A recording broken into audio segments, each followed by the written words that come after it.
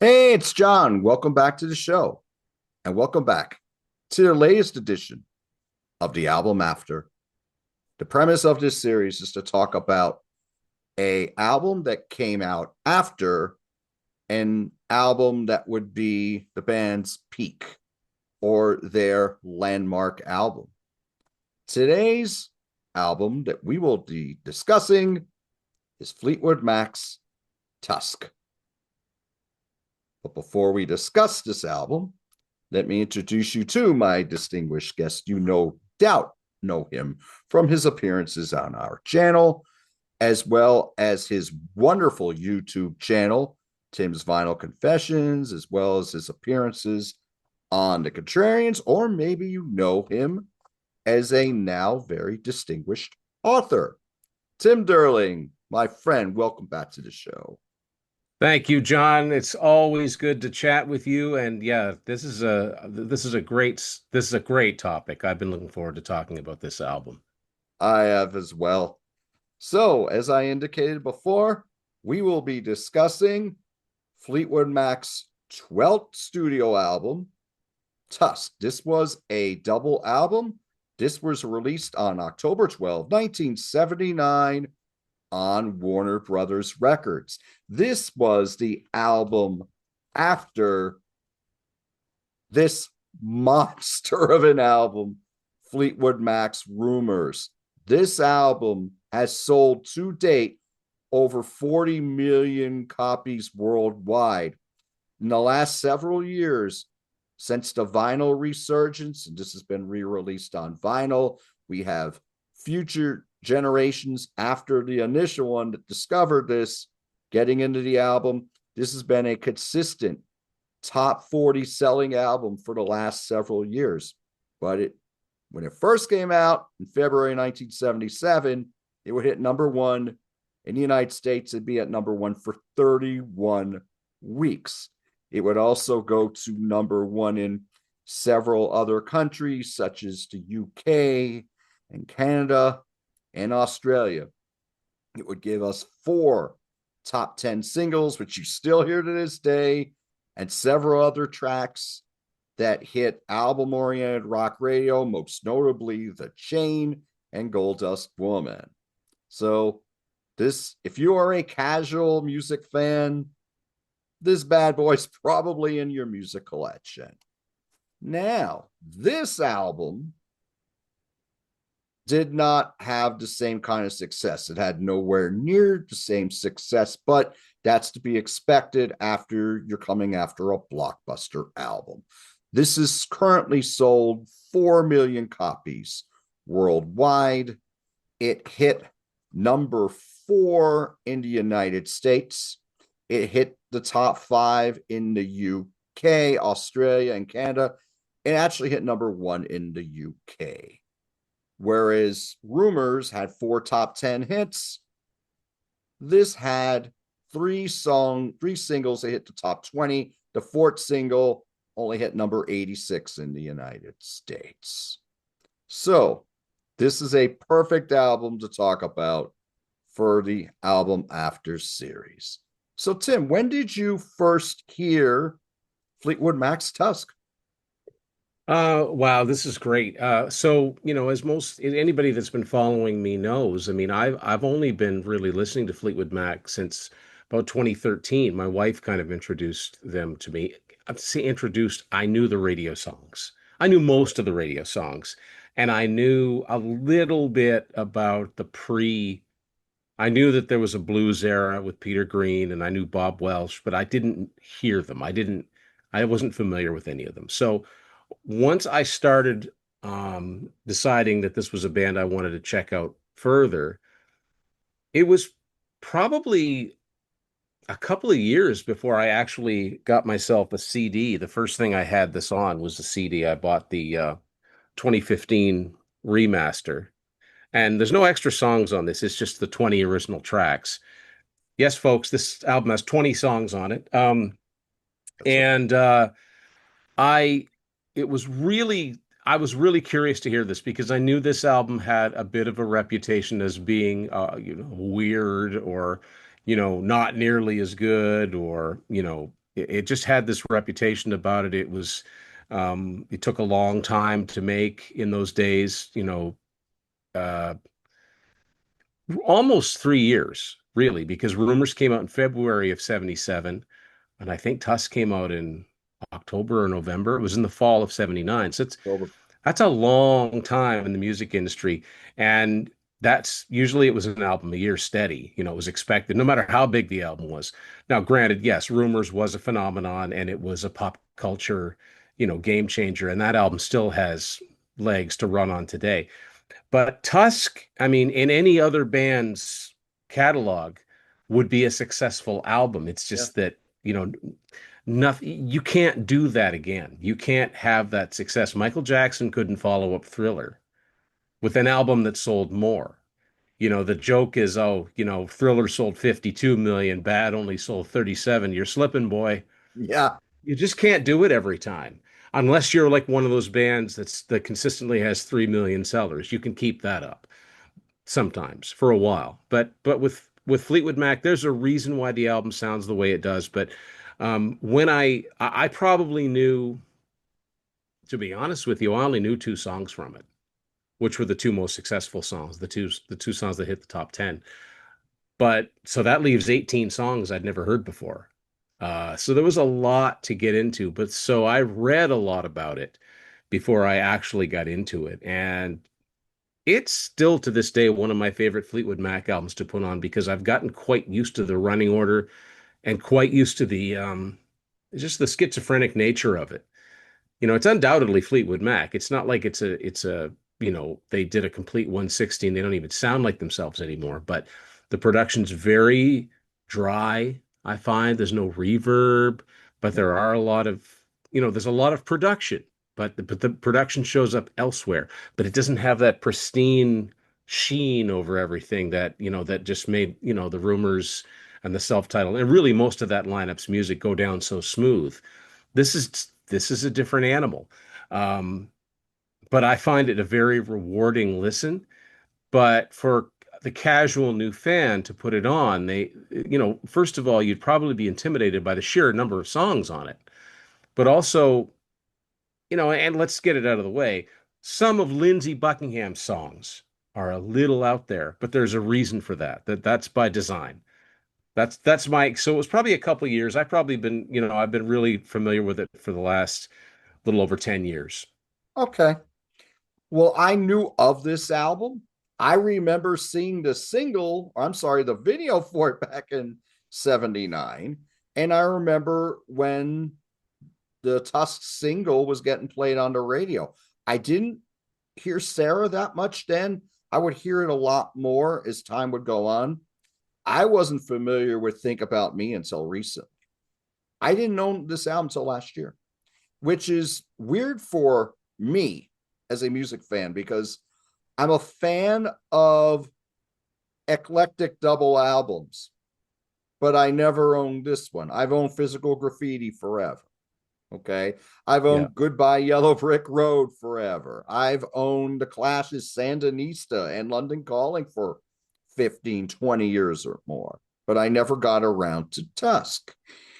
I always, what the reputation that I knew was what I'd read, it was all over the place, but you'd think I would have bought it, but I never did. I was more of a casual Fleetwood Mac fan for the longest time.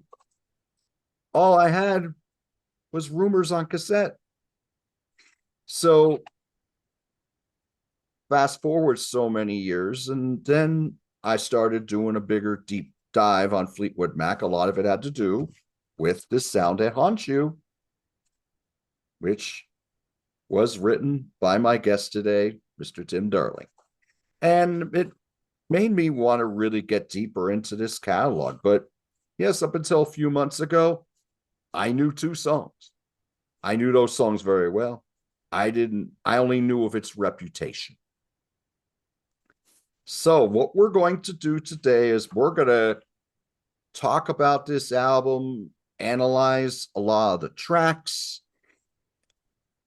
We're also going to talk about this album cover. Yeah. Yeah, that's fun because that is one of the that's either Ken Calais or Richard Dashett's dog in the studio, biting a pant leg like dogs do. Mm. And my wife Sarah and I did an episode where we went through our favorite album covers with dogs on them. Okay. And that was one of them. And also the single has a close-up Oh, there picture. you go. Yeah, this is actually a German single. It's got these advertisements for other Warner albums on the back of it. You could probably recognize some of those. But yeah, I remember seeing the video to the title song on Much Music, not back in the day, but like in the later 80s because they had a show called Backtracks where they would show Okay. older videos. So I remember seeing that. I don't think there is a video for Sarah, and I don't remember hearing that song on the radio that much. And there's one other song that I heard first played by a tribute band, but we'll get into that when we get to the right, section.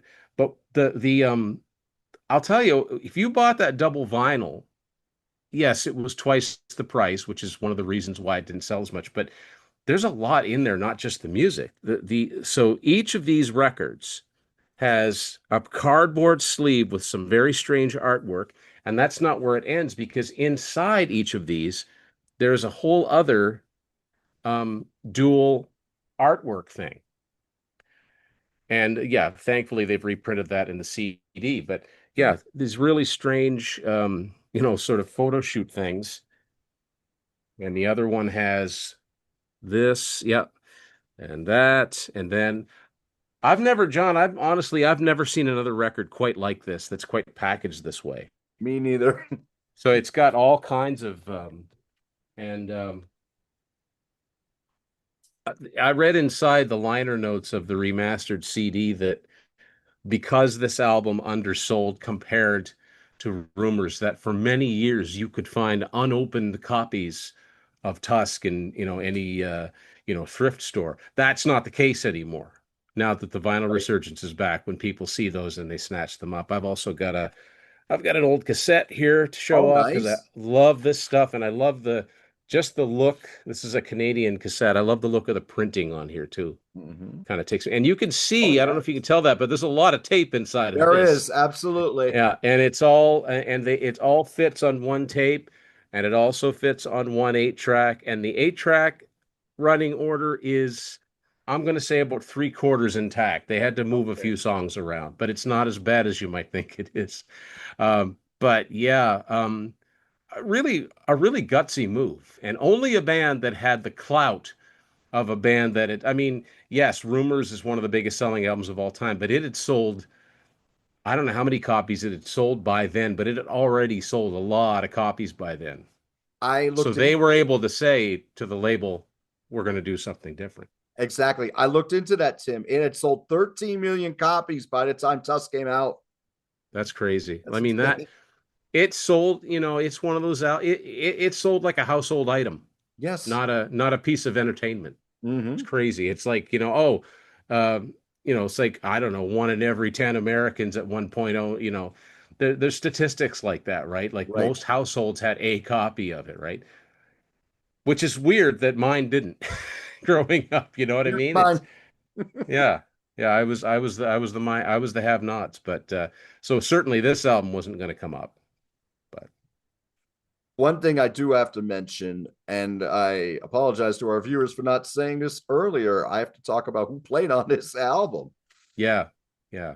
Okay, so Fleetwood Mac at this point are the most well-known, the most popular lineup, as you would imagine, considering what Rumors had sold, let alone second self the self-titled 10th album and Mirage and Tango and the Night After. We have Stevie Nicks on vocals, Lindsey Buckingham on guitars and vocals, Christine McVie on keyboard, synthesizers and vocals, John McVie on bass, Mick Fleetwood on drums and percussion. John McVie and Mick Fleetwood were there from the very beginning when they were more of an English blues rock band. This was produced by Fleetwood Mac. Special thanks to Lindsey Buckingham. Lindsey Buckingham was the driving force behind this album, and it was produced with Richard the Shut and Ken Cayley. They were also involved with the production and engineering of the 1975 Fleetwood Mac album, Rumours, as well as Mirage and Tango in the Night, and I believe Time later on as well. So those were the participants on the album. We have three main songwriters in this band that we've had since Fleetwood Mac 1975. So what Tim and I discussed off air, since this is a sprawling album of 20 tracks, what we're going to do is talk about what we're fans of and maybe what we're not so fond of by each of the songwriters. Lindsey Buckingham wrote 9 tracks on this album. Now, he, in this band, he was the glue by this point, in my opinion. He was a masterful producer, arranger, musician, songwriter. He had the intangibles, in my opinion. Would you agree with that, Tim? Oh yeah, yeah. Lindsey, I say Lindsey Buckingham was one of those guys that could see like 6 steps ahead. You Yes. know, he could tell where a song was going, even if the songwriter didn't know where it was going. And he had this ability to make a good song great, you know, that one of Christine or Stevie's songs, and a decent song good. You know, he just, you know, sprinkled his magic dust, and he had this, yeah, arranging is everything. The way that a song would go, the parts of the songs that stick out, the parts that are the hooks, when to repeat them, when not to repeat them, the vocal textures. Yeah, you know, he was so much more than a singer and guitar player, which is what Mick Fleetwood originally wanted him for, was his guitar playing skills. He hadn't even heard him sing. They got a mini Brian Wilson. I mean, they got a visionary. Didn't always agree with the other main song, where, you know, the drama is well documented, but yeah, this, in a lot of ways, this album was his baby. Like, he had a vision for this album. I completely agree with that. What I find about this album, Rumors was released while the band, while they were all in relationships during the time it was recording. Those relationships were falling apart. While a lot of those songs felt upbeat, if you read the lyrics, they were talking about what they were going through at the time. With this album, you have some of that, but there's not a lot of songs on here that have that bright, sunny feel that you had on Rumors. But if you read the lyrics, particularly to one of the singles on this album, they were still dealing with a lot of the same issues within the band. What I had read was that Stevie and Lindsey were only speaking to each other just on musical terms at this point. And Yeah. there was also a lot of relationships in the band. They were seeing other partners in the band, other musicians. Yeah. Yeah, it was a mess. I mean, it was a recipe for disaster with any other band, right? I mean, if you think about it, that's one of the reasons is why the original Heart didn't stay together. Right. That's And true. right around the same time. It's really weird, the synchronicity of that. Yeah, you're right. There's not really a lot of sunshine on here. Like, No. you're right. It's a very stark, the production is stark, and a lot of the songs are very stark. That isn't to say there aren't some beautiful moments on here, but it's a different thing. It's a very different thing. And they were in a different headspace. You know, going into Rumors, you know, let's relationship stuff aside, for the first time, they were going into that as a, you know, as a successful band. I was just saying that, you know, they went into the recording of Tusk as superstars, Yes. with everything that comes with that, all the trappings of fame, the money to spend on whatever, including recording time, and, you know, to be very self-indulgent as far as the recording goes. And it's all in there. It's all in the songs, which makes it a fascinating time capsule, really. It really does. And what we have here is the first album that took $1 million to record. It was a it took the band 1 year to record this album. But it's interesting that it took a million, it was $1 million to record this album. But when you listen to the album, it doesn't have a lavish production, It's kind of lo-fi. very lo-fi, Yeah. very lo-fi compared to the two albums that came out before that by Fleetwood Mac. The thing that really brings you back to those albums is those lush productions on there, I think, Yeah. make those albums timeless. Yeah. So we're talking about there's three main songwriters on here. In addition to being the driving force, Lindsey Buckingham wrote 9 of the 20 tracks on here. Tim, of the 9 tracks that you hear here from Lindsey, what do you think are the standouts? I love What Makes You Think You're the One. That is one of my favorites. I like the way that the drums just kind of slam into that song. The piano slams too, bump, bump, bump, bump, bump. Like, Christine has said, you do that live and you feel it in your fingers after you're done. I really like that one. Um, I I like Walk a Thin Line for a slow one. I really do Yes. like that one. I like Not That Funny. Not That Funny is his that I think that's his Talking Heads moment. Or, Yes. Talking Heads, Elvis Costello, B-52s, that's his new wave moment. And there's a little bit other, there's some other moments like The Ledge, and that's enough for me. But I really like Not That Funny. And when you see him do it live, he gets really crazed on it. And of course the title song, they're really all singing on that. But what's cool about that is that riff to Tusk, the dot dot dot dot dot dot. He and Mick used to play that in sound checks. Okay. And if you listen to some recordings from the Rumours tour, if you have the 4 CD version of Rumours, there's a live disc, and there's a track called Intro. It's about a minute long. It's that riff. It's Tusk before its time.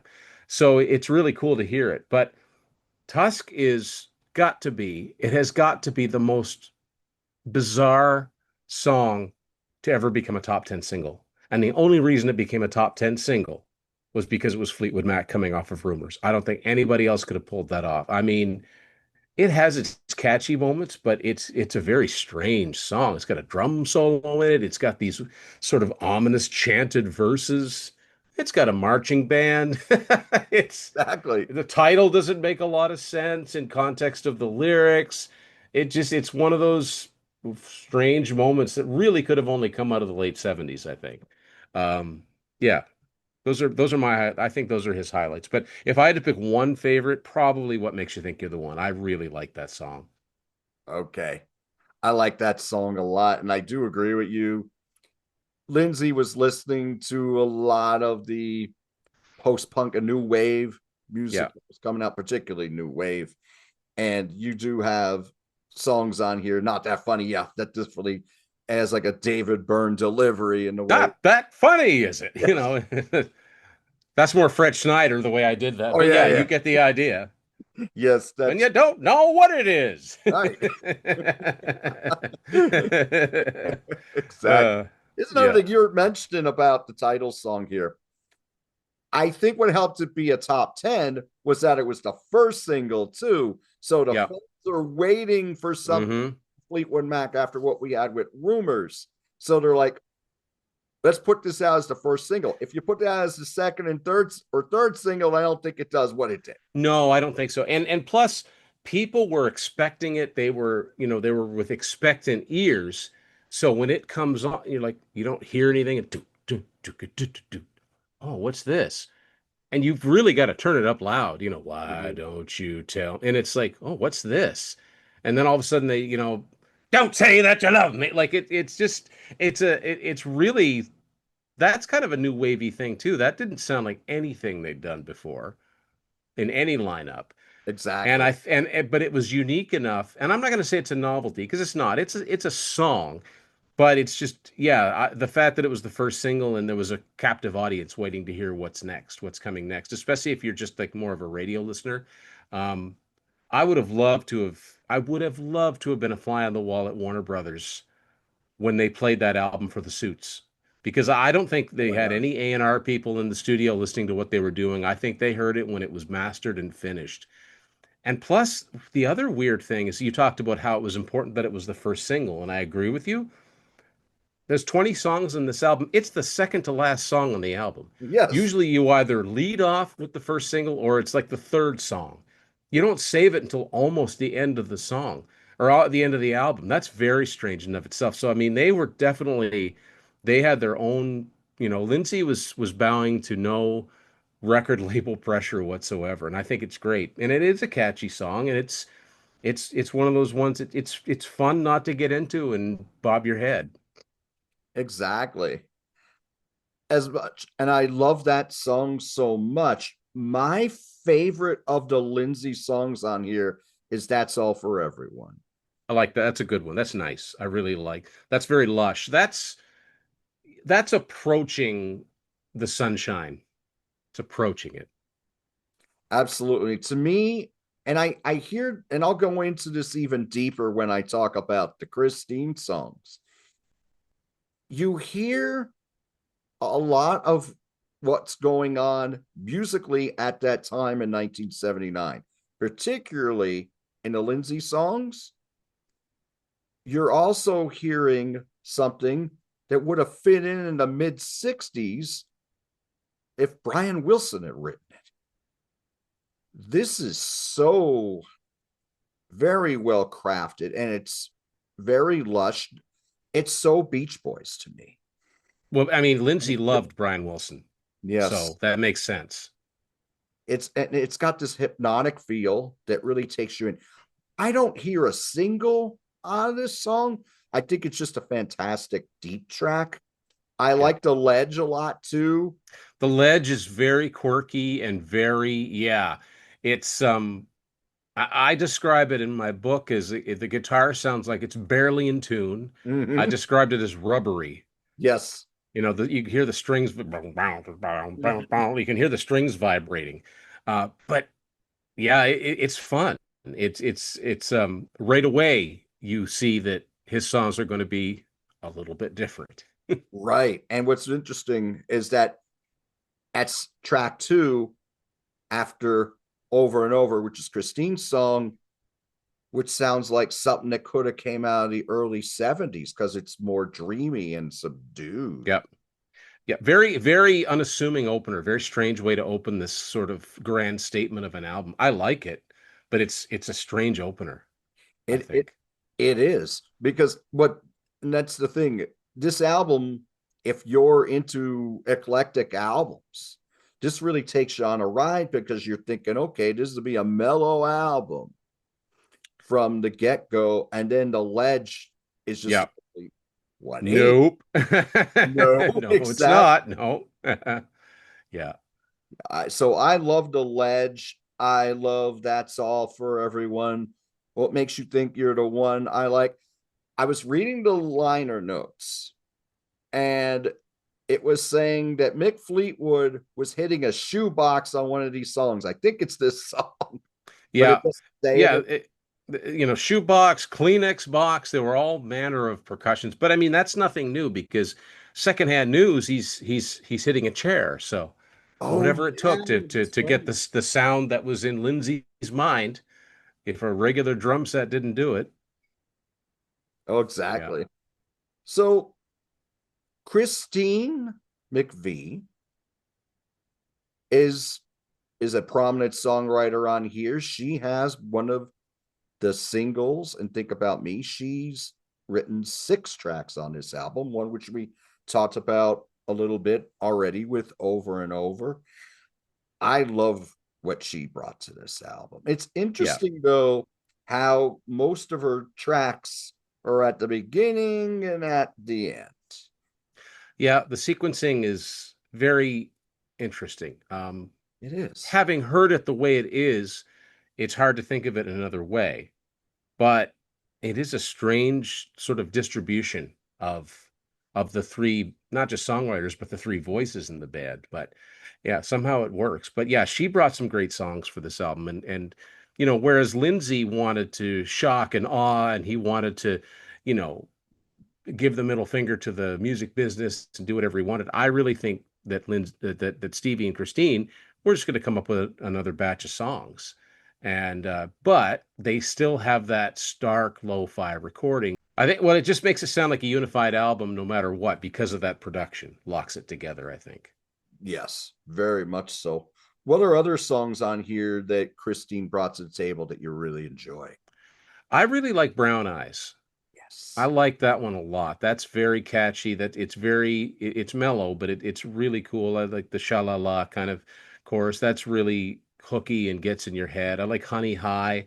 That's kind of a bright one of the brighter spots in the album as far as tempo goes. It's interesting because in an ironic way, we were talking about how Lindsay was so influenced by Brian Wilson. Well, Christine at this point in her life was dating Dennis Wilson of Yes. the Beach Boys, who sadly would pass away in 1983. But it sounds like they never had much of a relationship because all of her songs about him are very sad, like "Never Make Me Cry," which is just the opposite of what it says. Um, and a lot of and even songs on Mirage don't sound like things were always going so well. But I do like Over and Over. It is an unassuming opening to the album, but I do like it. Think About Me is a rare example of her kind of singing a rocker on a Fleetwood. It's kind of a Stonesy kind of da da da.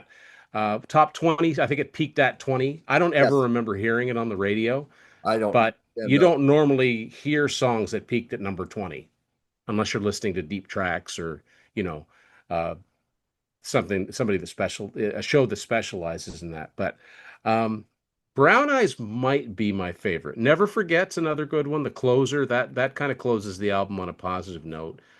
But yeah, I'm gonna go with Brown Eyes as my favorite of the Christine songs. I really like that, and I'll tell you where I first really paid attention to it was when the 1980 live album.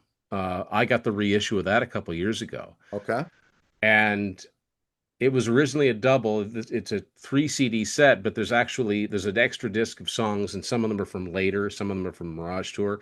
Anyway, there's a version of Brown Eyes on there, and I remember thinking, "Oh, I like that." I'm like, "What album is that from?" And I look, "Oh, it's from Tusk," because there's so many songs on there, right? Right. It's easy to get lost in the Yeah. shuffle. No, I think that's the strongest of her songs on this one. I like Brown Eyes a lot. I love Think About Me. What I was thinking, it sounds like Bob Seger and the Silver Bullet Band.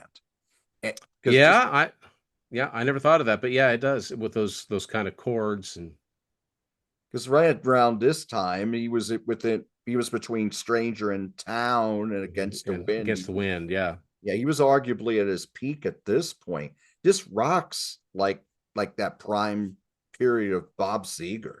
I but interestingly it has that sunny feel, but if you read those lyrics, this is something she'd be saying to John McVie in a conversation.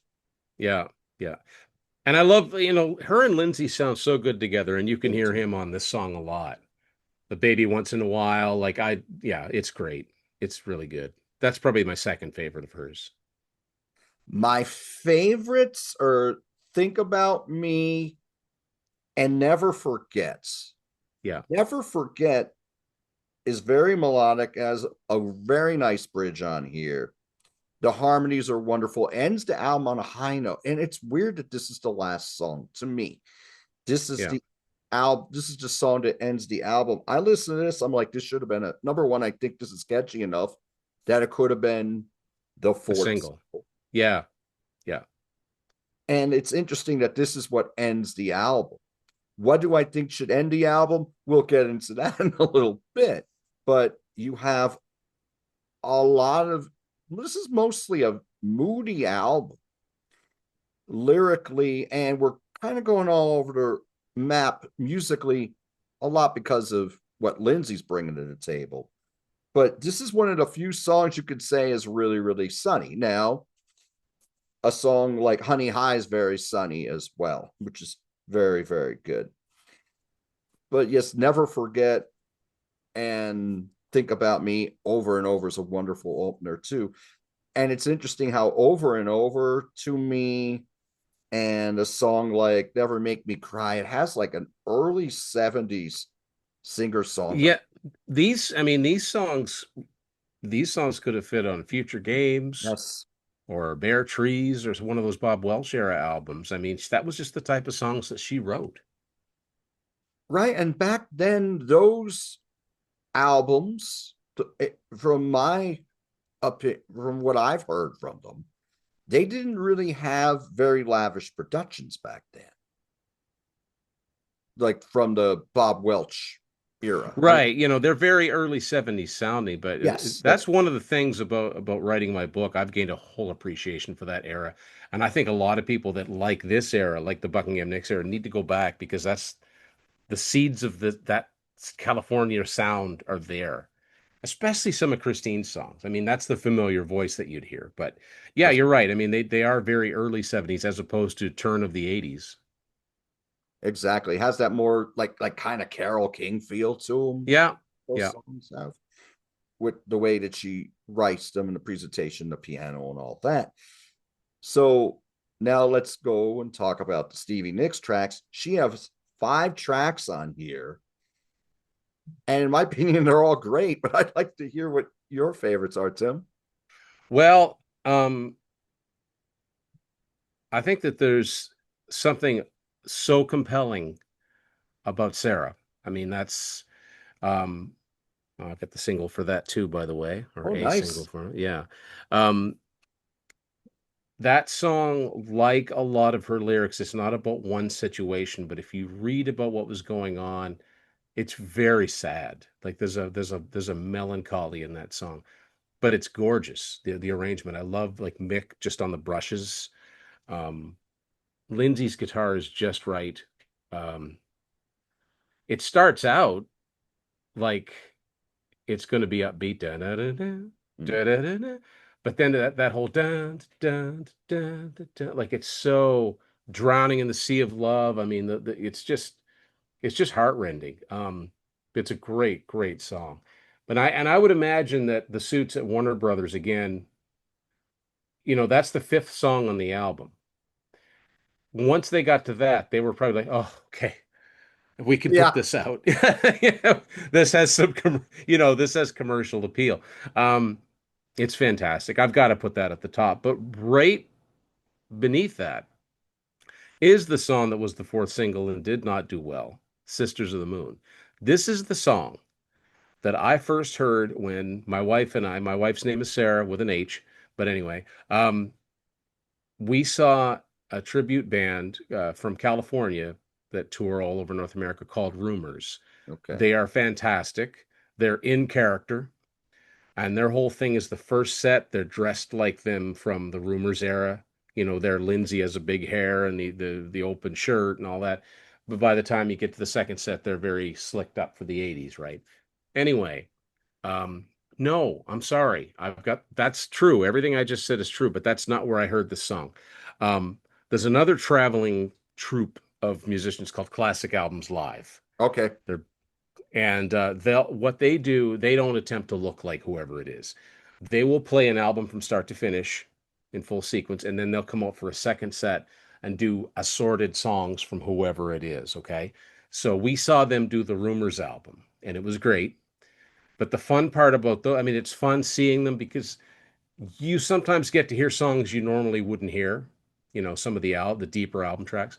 Yes. Then they came back out and did another set, and one of the songs they started to do was Sisters of the Moon, which I had never heard of. I'd never heard it, and by the time it got to that chorus, I was down, down, down, down, and I'm like, what is this? What Yes. album is this from? This is fantastic.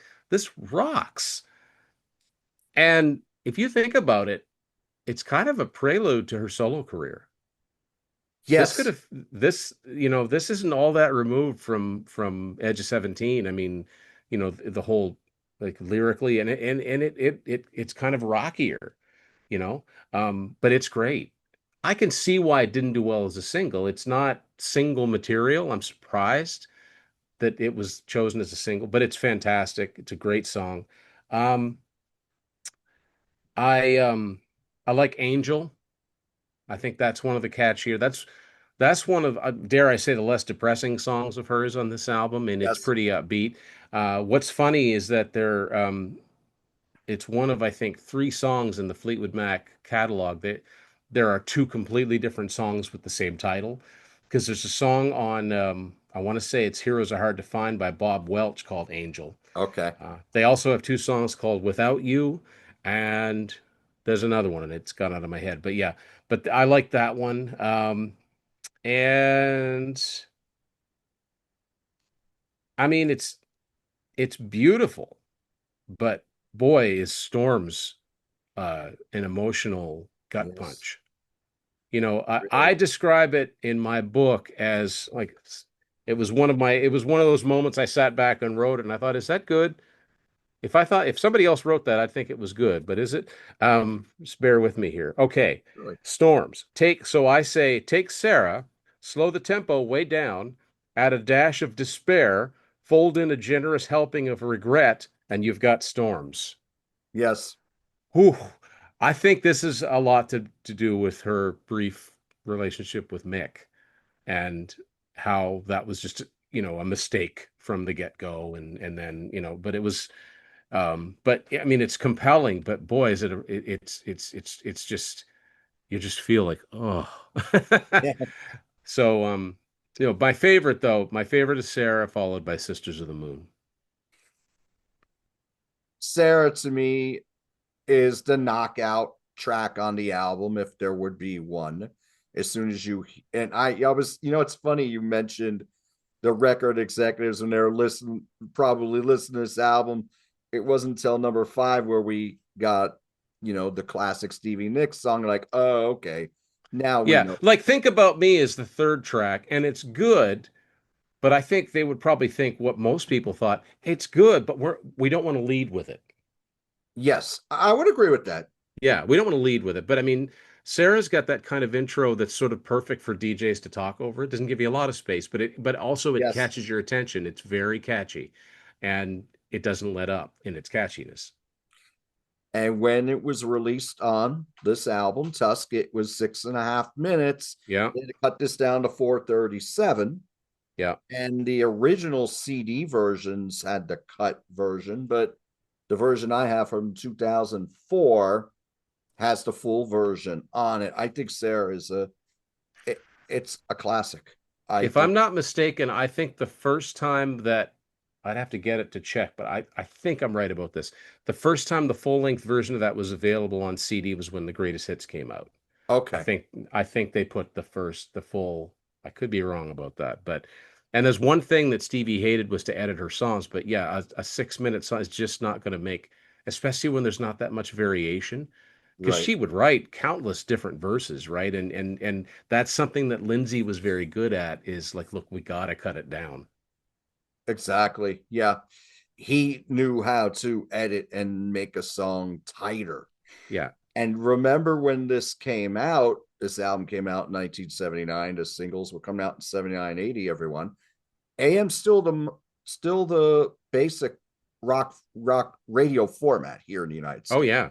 Yeah. So That's where you wanted to get your songs. That's where the big songs were on AM.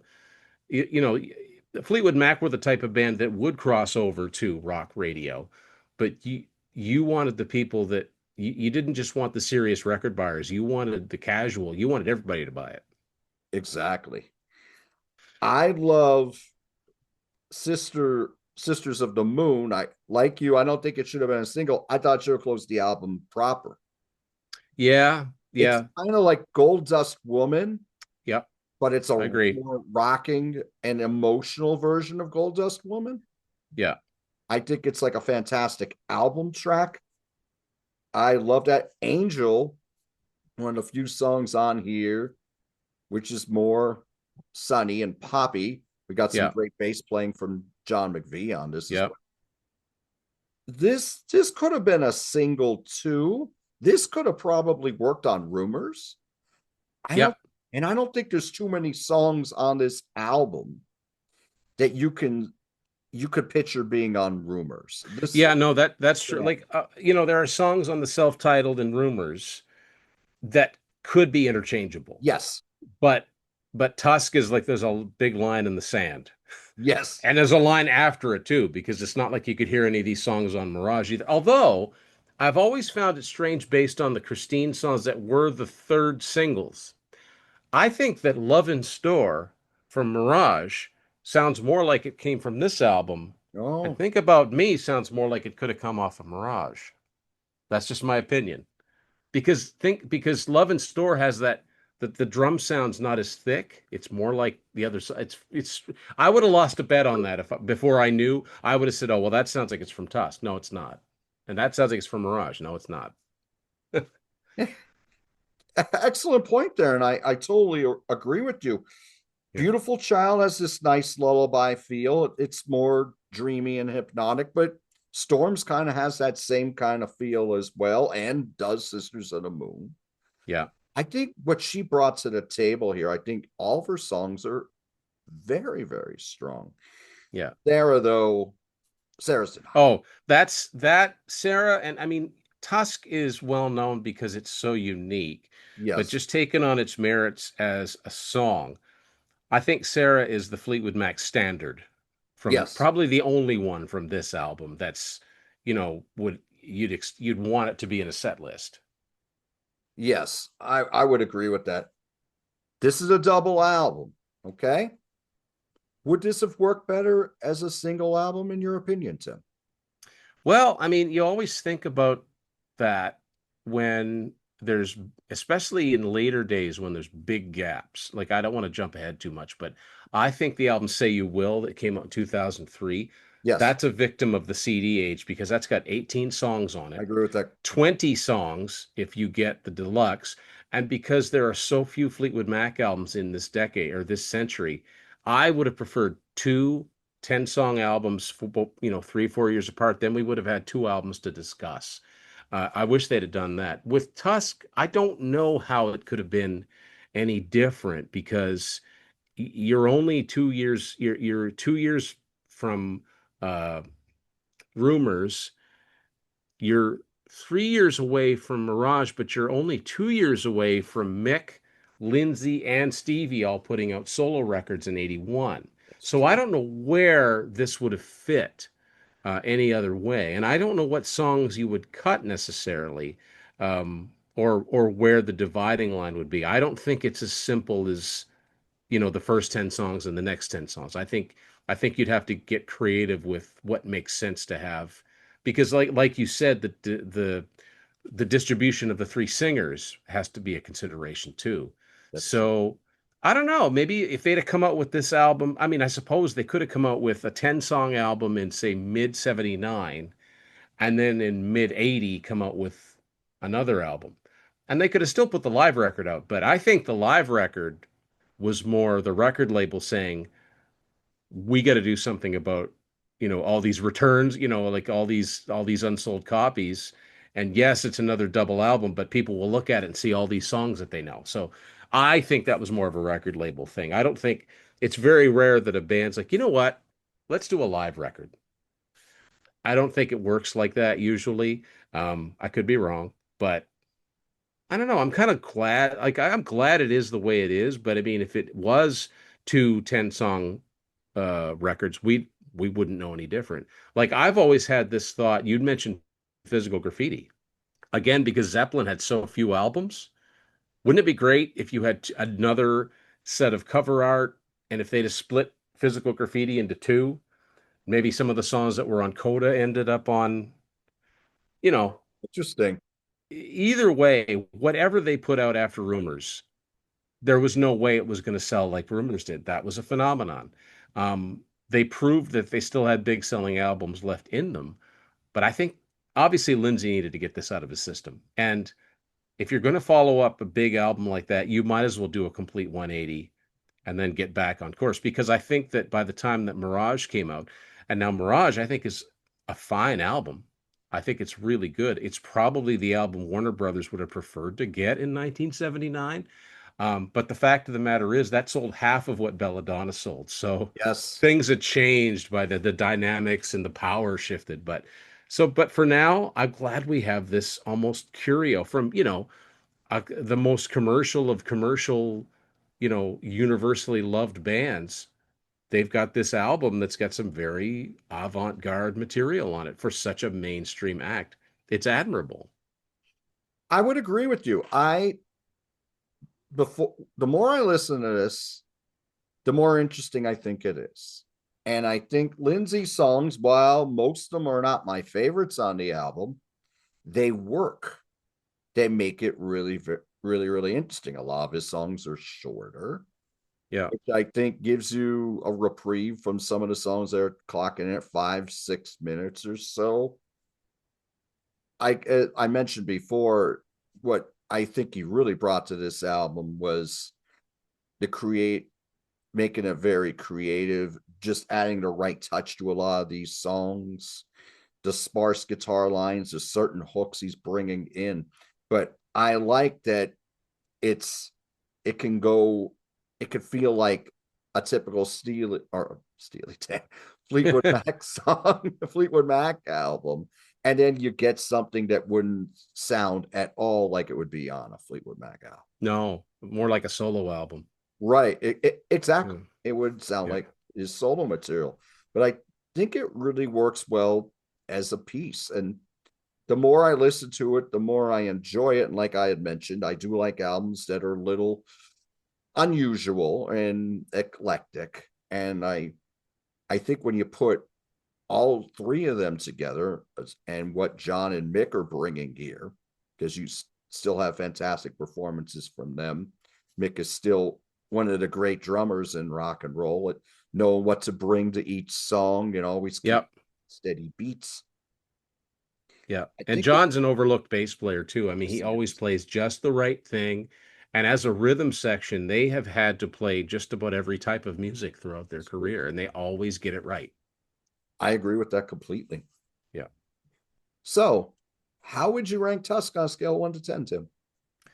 Oh, I'd give it a solid 9. Okay. Yeah. And the only reason I wouldn't give it a 10 is it's not a perfect album. It's not full of perfect songs, but with all of the things that we've said here and the artistic statement that it is, and the fact that in the midst of the superstar mainstream group, you've got an album that's an outlier. You wouldn't think of them as having an outlying album, but here it is. And I think there's a lot of people that have the self-titled and Rumours and have the greatest hits and have the dance that have never heard more than two, maybe three songs off of this. And there are songs waiting to be discovered on here. There are songs with catchy parts that you will get in your head. Even if it's something like uh, That's Enough for Me, where it's just Lindsay going, yeah, yeah. Like, you'll get those parts in your head. No doubt about it. Now, as someone who doesn't have as much experience with it, I go 8.5 right now. Talk to me in 6 months or a year. I'd probably go 9. I do love the eclectic nature of this album. I think you get some of the best songs, maybe not the most popular songs, but you get these wonderful songs from Stevie and Christine on here.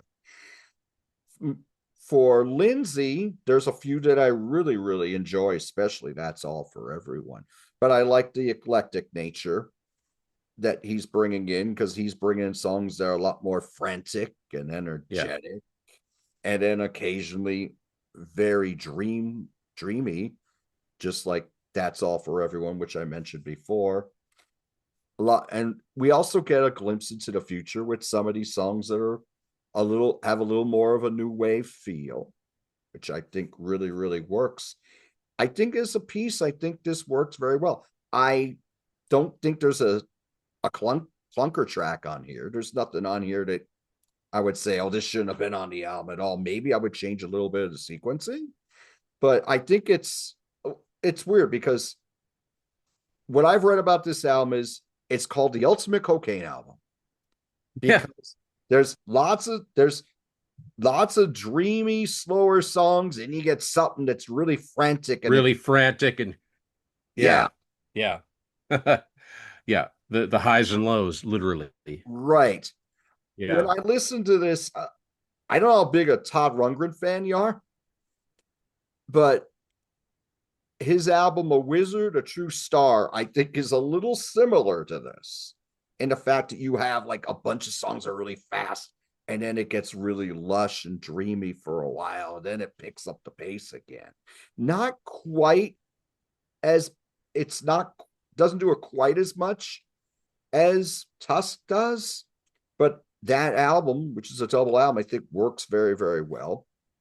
And this does as well, but there's so many great songs on here. It's just a different animal. But like you said, with all the great bands, you need to have an outlier. I think the outlier, I think, is what enhances their reputation. Because Yeah. they made they made all these great stuff, but they made this, and this is really, really interesting.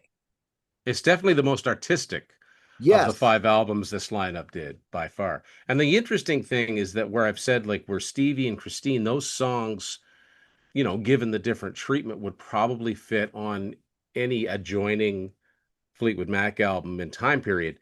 A lot of Lindsay's songs belong 1979. Like, they wouldn't yes, make sense on any other album before or after. So this is a real, like I said, a real time capsule of this moment. And I wish that this album got the attention, a little bit of the attention that Rumours did.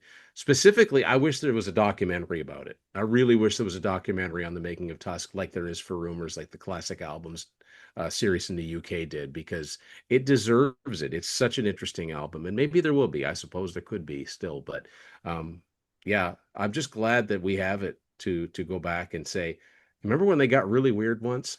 yes, exactly. So, for all of you who've been watching, thank you so much for joining us today. This is Fleetwood Mac's 12th album, released in 1979, Tusk. This is part of the Album After series. This was released after Rumours. What do you think of Tusk? Do you list this as one of your favorite albums? Do you think this is a misunderstood album, or do you think it isn't quite as good as what came before and came after? What are your favorite songs off of Tusk? What are your favorite songs by Fleetwood Mac? Did you see Fleetwood Mac on this tour? Please let us know in the comments what you think of Fleetwood Mac's 1979 album, Tusk. Tim, thank you so much for joining me today and talking about an album that came out after a blockbuster that we both think should get more recognition than it gets, because it's very, very interesting. Fleetwood Mac's Tusk. So, Tim, what do you have going on Tim's Vinyl Confessions? Well, this, thanks for having me on to do this, John, You're because welcome. this is going to become my deep dive episode on Tusk, because that's what we've just done. So I'm going through the entire catalog. Usually my wife Sara sits in with me, and that's been great. Next up will be the 1980 live album, and we're going to keep on going. It's all about, it's part and parcel of promoting the Sound That Haunts You, Beginner's Companion to Fleetwood Mac. And thank you, John, for your great support. And thank you for wearing my Y&T book on your shirt. That's fantastic too. There we go. That continues to be my best-selling book, by the way. But yeah, always 3 new episodes a weekend, Saturday, Sunday, Monday. So in case, it's like, oh, Fleetwood Mac again, there's 2 other episodes on something different. So yeah, that's going to keep on going. And I've got more, as you know, I've got more books in the hopper. And yeah, just going to keep on rolling with it. But I mean, I have this is, as much as anything, gotten me listening to Fleetwood Mac more than I ever have. So, it's done its job as far as, being a presentable book to people, but it's also, I go back and listen because I had to write so much about it, and then I go back and I go, yeah, that is really good. So, the music, I mean, I'm not bragging myself up that much, but yeah, just more of the same. Tim's Vinyl Confessions. If you go to actually, this is new. If you go to timsvinylconfessions.com, I rent that URL on a yearly basis, just so it's there. And it used to just go to my YouTube channel, but now I've got a link tree, so it's got all my social media links on it. Oh, nice. So that's something a little bit different. And .ca does the same thing, but .com will work. Yeah. Excellent. And this book, The Sound That Haunts You, A Beginner's Companion to Fleetwood Mac, is available at Amazon.com. And like Tim, this book is, even though he wrote it, he's still going back and just listen to these albums more. I'm doing the same thing. It's making me more of a Fleetwood Mac fan after all of these years. So thank you all so much for joining us for the latest of the Album After series. Do what you love, and we'll talk to you soon.